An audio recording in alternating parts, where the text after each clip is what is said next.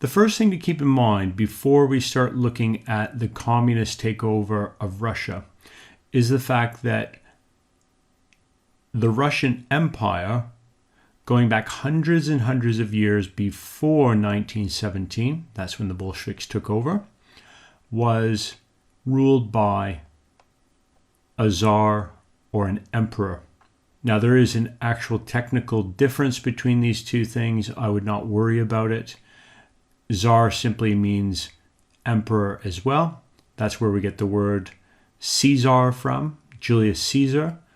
And that word in Russian is simply became the word for emperor, just like in Roman times, under the Roman Empire, the word Caesar, which was simply a family name, became the name for emperor.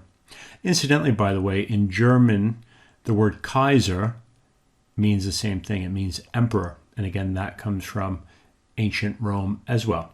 Well, during the First World War, the last of the Russian Tsars, Nicholas II, abdicated, and he was replaced by a provisional government, which declared Russia to be a republic.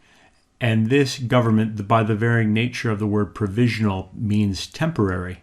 And they were planning to hold elections, and then Russia would become a republic with democracy. There's no czar, there's no monarchy.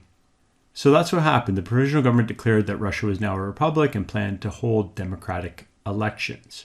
However, the provisional government quickly lost its popularity because it kept Russia in the war against Germany and refused to give land to Russia's peasants.